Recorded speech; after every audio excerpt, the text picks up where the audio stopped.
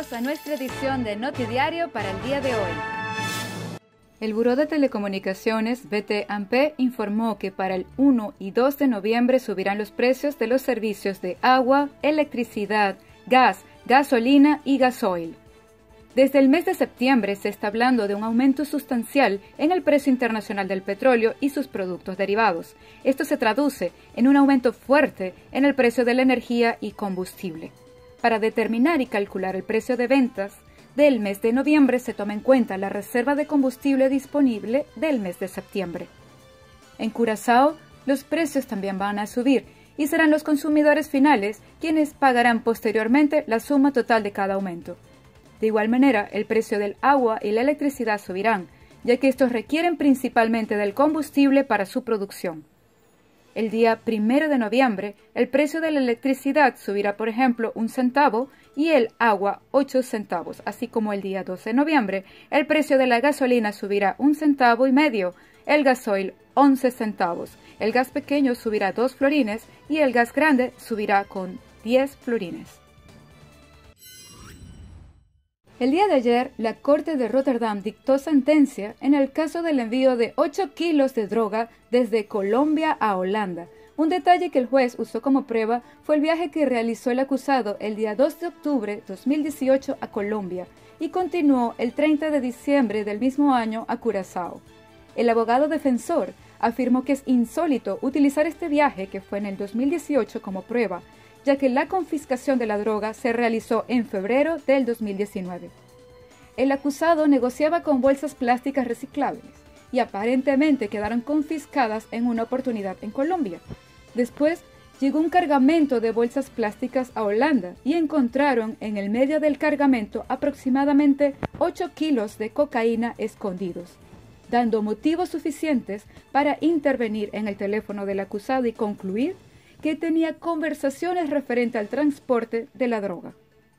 El fiscal, apoyado por estas pruebas, pidió un castigo de 37 meses de prisión, resultando finalmente una sentencia por parte del juez a una condena de 30 meses por motivo de que el acusado durante este tiempo se ha mantenido con esta inseguridad en los 2 años de espera para el juicio.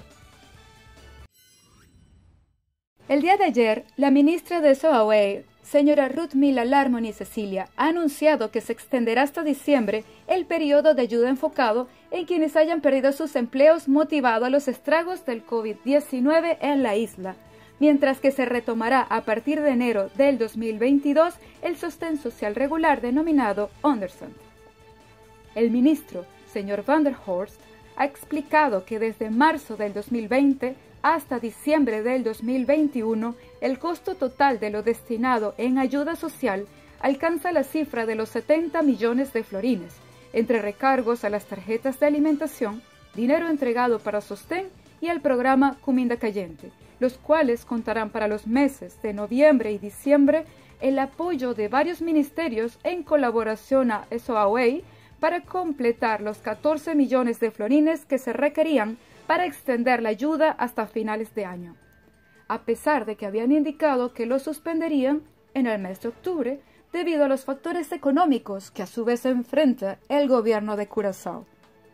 Sensibilizados con la comunidad, aún el proceso de evaluación de algunas aplicaciones que ya se encontraban en curso pronto tendrán respuesta si cuentan con los criterios para la ayuda, viendo de manera positiva que las mismas se han ido reduciendo con el paso de los meses debido a que va en aumento la cantidad de personas que han comenzado a generar sus propios ingresos junto con la apertura y avance económico que paulatinamente estamos logrando como país. Y ahora nuestras noticias internacionales.